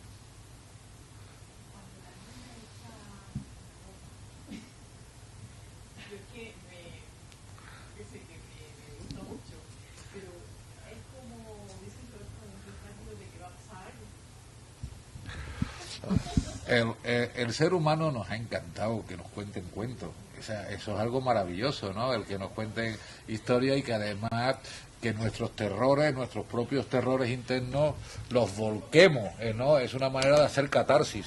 Y la verdad es, pero todo el mundo, ya que yo creo que estamos aquí, sabemos que la influencia de los astros sobre nosotros, pues es más bien una influencia estética o de otro tipo que digamos, una influencia maléfica y generada por algo que no hemos sabido nunca explicar, ¿no? Y la gente también pregunta si existe más de un sol. Bueno, todas las estrellas son soles. Nosotros no tenemos ningún sol más dentro de nuestro sistema solar. Pero es verdad que ha habido libros de ciencia ficción en los que se han creado sistemas planetarios que tenían más de un sol, y todo aquel que haya visto, por ejemplo, las películas de la Guerra de las Galaxias habrá visto también que había planetas en los que iban nuestros protagonistas y se veían con 2 soles. Es decir, la idea de que existan sistemas planetarios con 2 soles es perfectamente factible. Nosotros solamente tenemos uno. En esa explosión que ha hecho antes referencia, cuando desaparezca el Sol, preguntan los internautas si afectará a la capa de ozono, por supuesto que entiendo que sí, y al campo gravitatorio de la Tierra. No, vamos a ver. El campo gravitatorio de la Tierra ya deja de existir y se convierte en el campo gravitatorio del Sol. Es decir, la temperatura de una gigante roja, cuando yo digo que baja la temperatura, quiere decir que se me va a poner aquello aproximadamente en unos 3.000 grados. Ahora mismo tiene unos 5.500 y aquello se me puede poner unos 3.000 grados, 2.500 grados. Es decir, la temperatura, digamos, bien, pero en la que no existiría absolutamente nada de lo que existe hoy en día en la Tierra. Con lo cual el campo gravitatorio sería ya el campo, habríamos ido a engrosar el campo gravitatorio solar. Muy bien. por supuesto, la pregunta que todos nos hacemos alguna vez, si existe vida en otros planetas o si estamos solos en el universo. Esta pregunta me encanta. Pues, Y te digo que me encanta porque nosotros tenemos, entre amigos de diferentes profesiones, solemos tener tertulia, hablamos de todo, ¿no? Pero hablamos también mucho de ciencia, y es una pregunta que sale continuamente. Hay una famosa ecuación que ha hecho muchísimo porque la NASA tuviera dinero de la administración norteamericana, en la que se estimaba la probabilidad de que existiera vida en el universo. Ahora mismo no recuerdo bien el nombre de esto, en fin, ya cada vez cuando uno se hace mayor pierde esas cosas. Pero la cosa decía, vamos a ver, tenemos tantos millones, miles de millones de galaxias. Cada galaxia tiene una media de 100.000 millones de estrellas, ¿vale? Vamos a suponer que el 10% de las estrellas tiene un sistema planetario. Y vamos a suponer que el 1% de los sistemas planetarios tiene un planeta llamado Tierra. Y vamos a suponer que en los planetas similares a la Tierra existe una probabilidad de 1 entre 1.000.000 de que exista vida. Bueno, pues entonces la probabilidad de que exista vida en el universo es de tanto. Esto está muy bien, pero es perfectamente mentira. En primer lugar, hasta el año 95 no demostramos fehacientemente que existieran planetas en otras estrellas. Eso hasta el año 1995. No, hacíamos la idea de que tenían que existir, pero en ciencia, ya digo, hasta que no probamos que ocurre, las hipótesis no nos valen. Son hipótesis muy interesantes que hay que trabajarlas, pero hasta que no, digamos, se constatan, no nos creemos nada. Efectivamente, en 1995 se demostró que había otros sistemas planetarios. Pero incluso ahora mismo la frecuencia de sistemas planetarios no la tenemos completamente clara, aunque ya conocemos más de 500 sistemas planetarios en otras estrellas. Pero todavía no hemos encontrado ninguna estrella ninguna estrella que tenga un planeta como el Sol. Esto también es debido a que la forma en que lo estamos buscando, como la masa de la Tierra es muy pequeña, es difícil de ver la interacción entre una masa tan pequeña como la Tierra y el Sol. Eso lo vemos por cómo, en fin, eso sería para explicarlo en otra ocasión, pero lo que vemos, o sea, depende mucho de la masa del planeta. Es más fácil, lo que normalmente encontramos son planetas como Júpiter, que son enormes, y que por lo tanto su influencia sobre la propia estrella es muy grande, o sea, se generan unas pequeñas variaciones del movimiento del Sol, y así las descubrimos. Con esto lo que quiero decir es que la vida es algo que no sabemos el grado de singularidad que tiene. A mí me resultaría muy sorprendente que no existiera vida en el universo, pero igual de sorprendente que existiera. No tengo ningún argumento para irme ni a favor ni en contra. Cualquiera de las cosas me dejaría al helado. Entonces es una cuestión más bien de qué es lo que queramos creer. Pero fijaos bien que el argumento estadístico no tiene tampoco mucha validez cuando solamente conocemos un caso. Se puede hacer estadística, hombre, por lo menos con 3 casos. O sea, ya con eso ya se puede poner una media y una desviación, pero con un caso es muy difícil hacer estadística. Entonces ya os digo, hay muchos argumentos para pensar que sí existe vida, y hay también, yo creo, muchos argumentos para pensar que por qué no existe vida. De hecho, hay una disciplina que es la astrobiología, ¿no?, que estudia la posibilidad de existencia de vida en otros planetas. Y si existe esa vida, no es como la imaginamos en las películas de Spielberg o como no la tienen representada en el cine. Fíjate que hay experimentos preciosos dentro del campo de la astrobiología. Como los que se están haciendo en Andalucía, precisamente. Bueno, algunos de los que se están haciendo... Bueno, en Andalucía sí se dio mucha publicidad a lo de Río Tinto, ¿no?, como lo que podría ser un paisaje similar marciano. Y sobre todo que Río Tinto tiene una gran cantidad de polución por elementos pesados, elementos metálicos pesados. Entonces es un sitio donde la vida es difícil que surja. No es un sitio habitual. Hay una serie de lugares dentro de la Tierra donde existe vida y donde, digamos, existe vida, como diría uno, a pesar de, ¿no? Porque las temperaturas son altísimas, o porque hay radiación, o porque, digamos, no entra luz, o porque, digamos, es decir, las fuentes de energías que se tienen son muy diferentes a la entrada de sol y a las fotosintéticas, ¿no? A estos seres que viven en esos lugares tan verdaderamente extremos, los llamamos extremófilos. Entonces, se viene a pensar que si estudiamos cómo estos seres vivos tan raros viven en zonas tan, digamos, alejadas de lo que normalmente son los lugares donde crece la vida, podemos aprender también cómo podrían otras formas crearse en lugares, digamos, que fueran también más extraños, ¿no? Pero hay experimentos todavía, yo creo, más bonitos y más interesantes, que es, vamos a intentar ver en los planetas que ya hemos descubierto, si en la atmósfera de los planetas, en primer lugar, si tienen atmósfera, y en segundo lugar, si en la atmósfera de los planetas vemos algo parecido a lo que un tío que estaría fuera viera en nuestra atmósfera. Y lo característico de nuestra atmósfera es oxígeno, podríamos ver también ozono, señal también muy típica de la vida, y, digamos, tenía que ver nitrógeno. Entonces, tenía que ver una serie de pautas de elementos, de compuestos químicos que existieran en la atmósfera que nos podrían hacer similar la existencia de ese planeta a nuestro. Entonces, veríamos más bien la posible existencia de vida a partir de los productos que, digamos, la vida generaría, si existiera, pudiera haber podido generar ahí. Fijaos bien, el oxígeno solamente existió en la atmósfera terrestre una vez que hubo vida.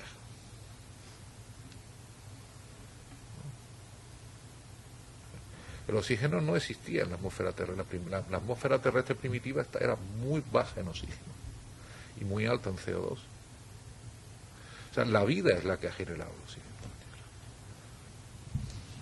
Pasamos a otras preguntas en la sala.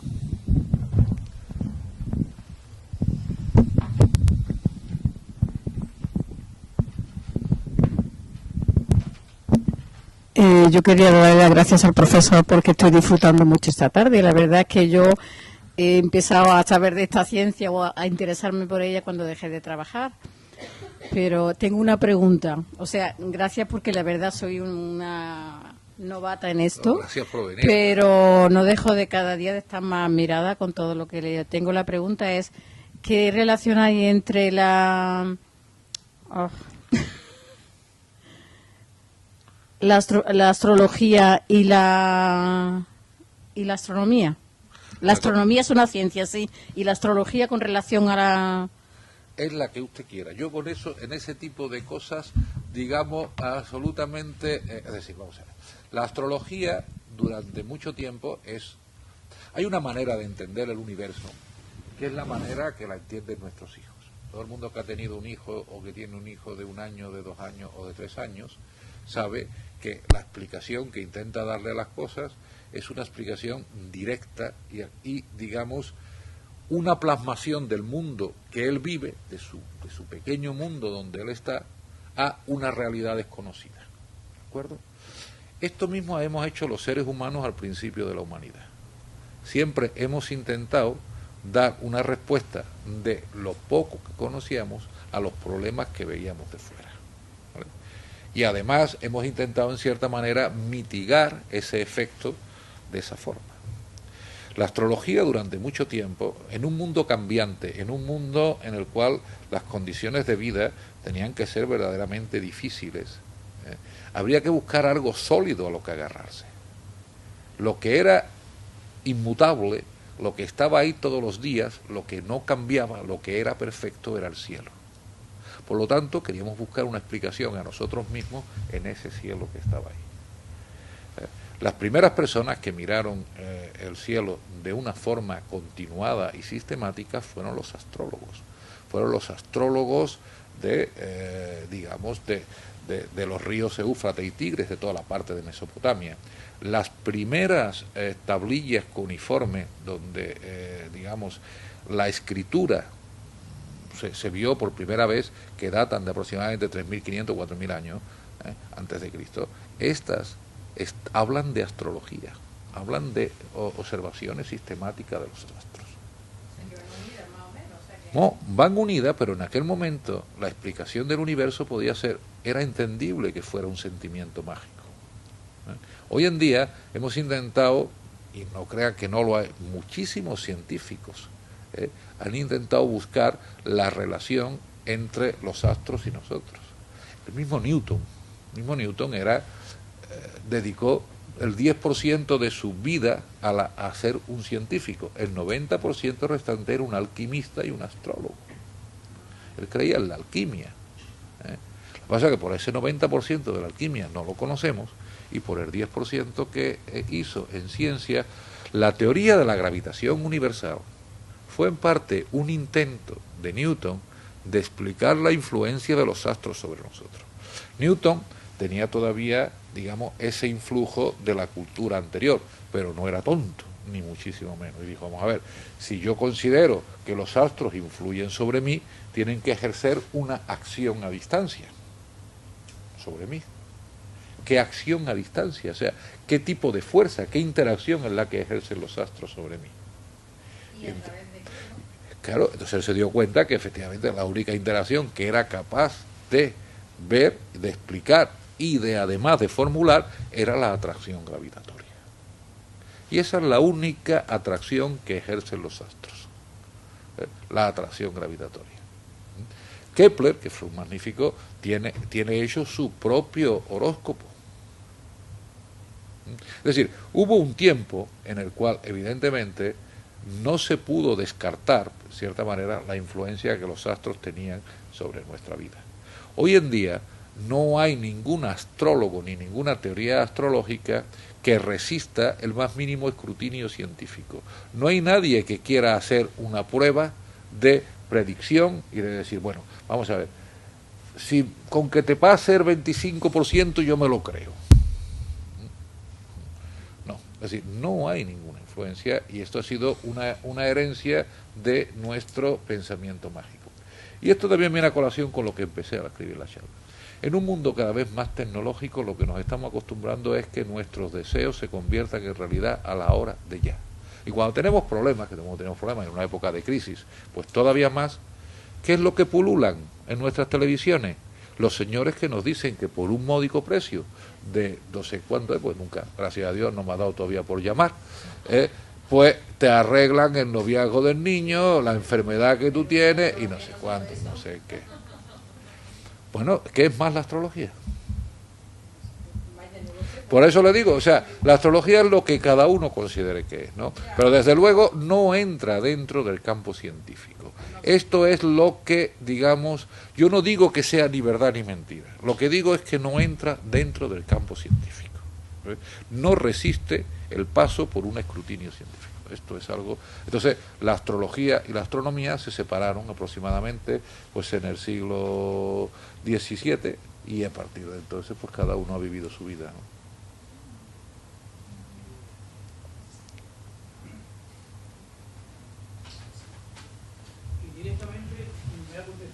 La pregunta que pensaba hacerle.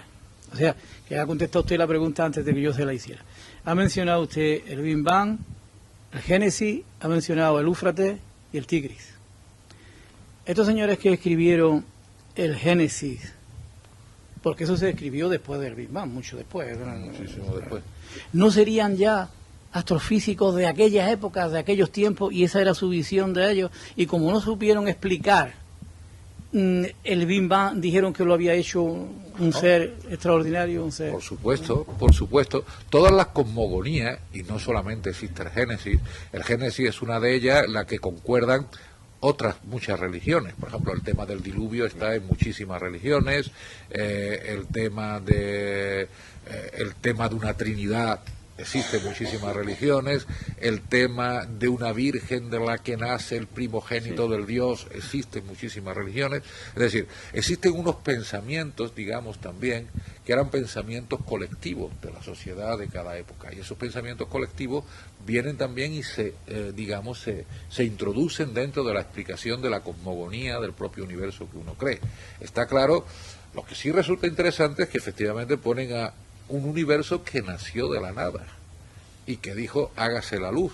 Es decir, mientras que otras teorías cosmológicas, la Iglesia Católica no se ha metido en los últimos tiempos en nada, no, o sea, digamos, hay un respeto mutuo en el que nadie considera, o sea, se considera que hay un método de conocer el universo, que es el método científico, y hay otra, digamos, manera de vivir el mundo, que es con la fe en un ser supremo, y que, digamos, hay una religión que es tal, y no nos metemos unos con otros, ¿no? Pero la Iglesia Católica no tardó mucho tiempo en darle carta de validez a la teoría del Big Bang, porque es que es una teoría que, digo, le viene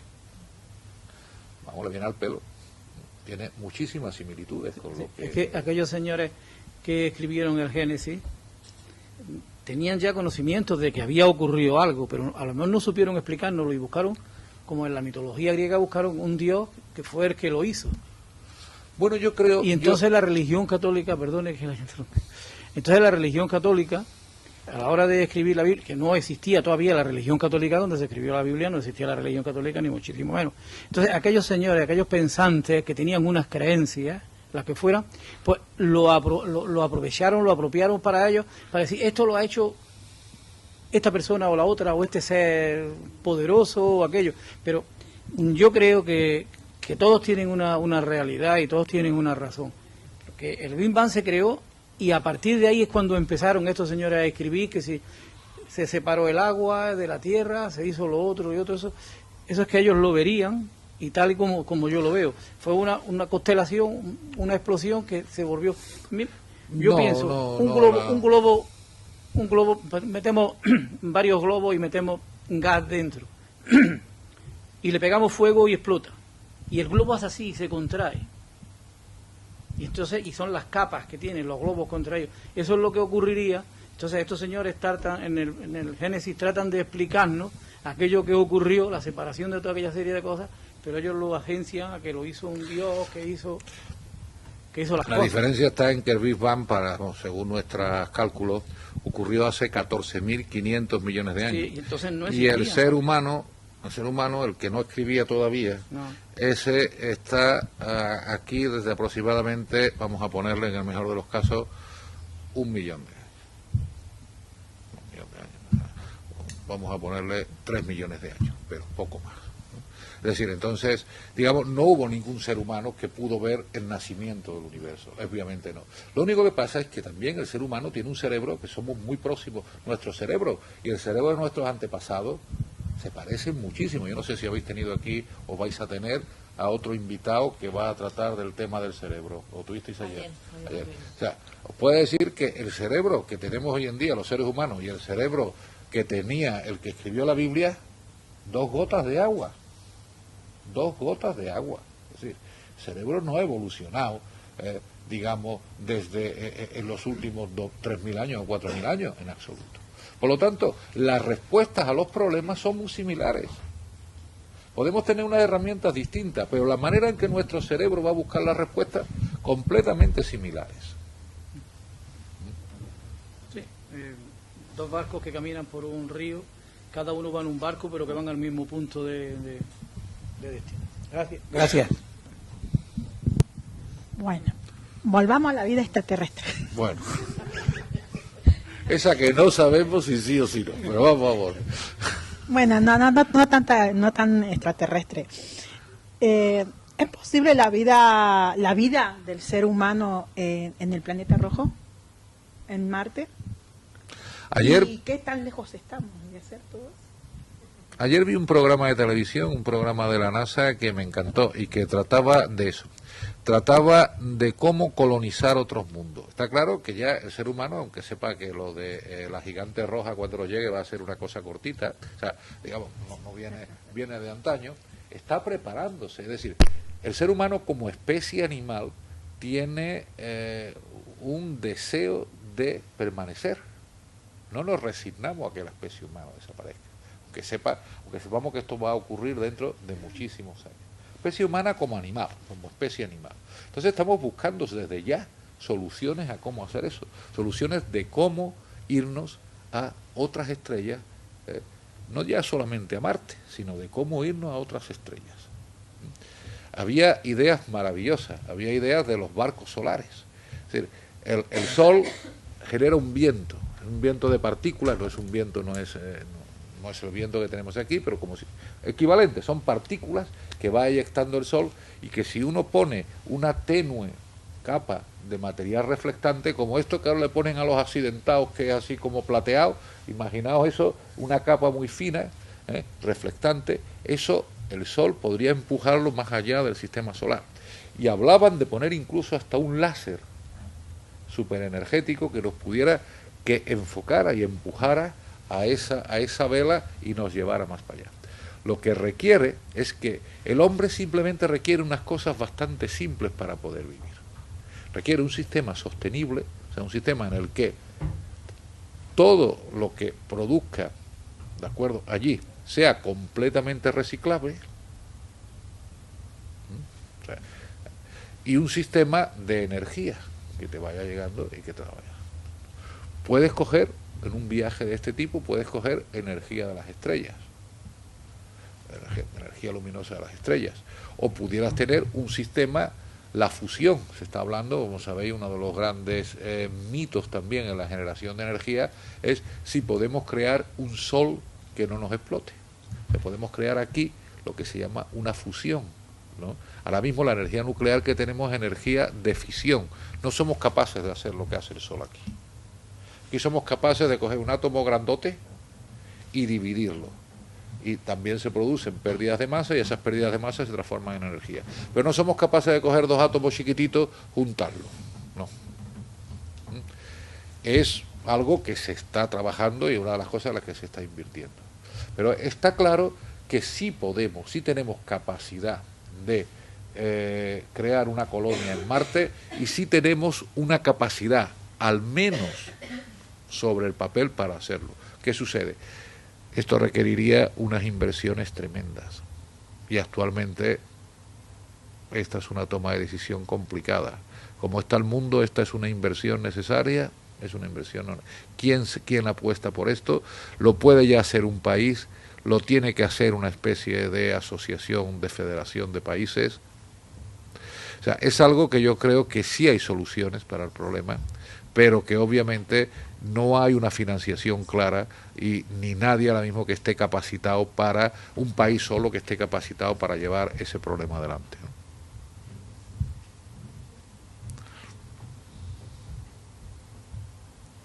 ¿Hay más preguntas?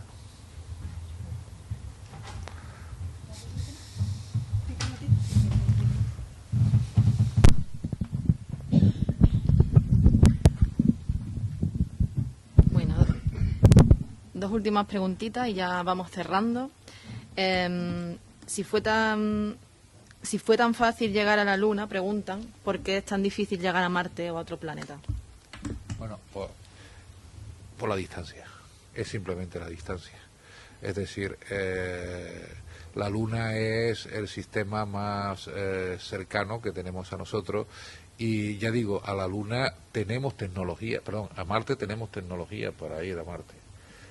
O si no tenemos una tecnología ahora mismo completamente desarrollada, tenemos los principios y los fundamentos para desarrollarla en un tiempo no muy lejano.